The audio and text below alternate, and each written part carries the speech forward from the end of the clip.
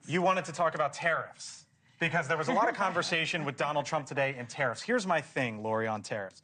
Donald Trump says he's going to tariff companies to the moon if he needs to in order to keep American businesses here. Donald Trump put $300 billion worth of tariffs in place, give or take, on China. Joe Biden has kept every single one in place and added some.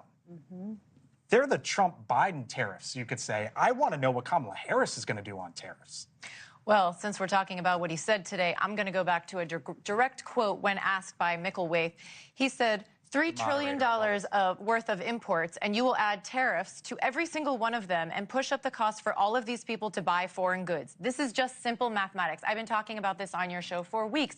Tariffs mean a tax on goods that are made overseas, particularly Chinese goods that are coming to all these goods at Walmart, TVs, DVD players, audio, whatever it is. These are going to increase in cost, and the consumer is going to bear the brunt of this. And he is wrong on all fronts that he thinks that foreign governments are going to pay for this. The American consumer is. Am I the only one wondering what Kamala Harris is going to do on tariffs? Yeah. Because Joe Biden kept every single tariff in place, and I have no idea what she would do if she wins. Here's the reality. We can't isolate ourselves from the world that's becoming ever more interconnected every day. And the truth is, you cannot put enough tariffs in place to disconnect us from overseas manufacturing.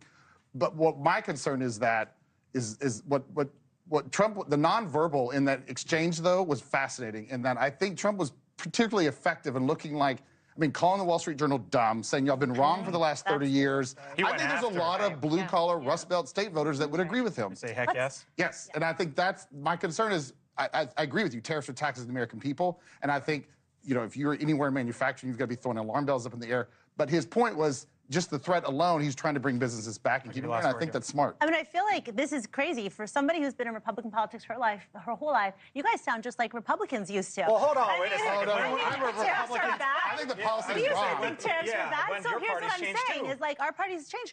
Because they have embraced populist movement, just like Kamala Harris needs to as well if she wants to win this election.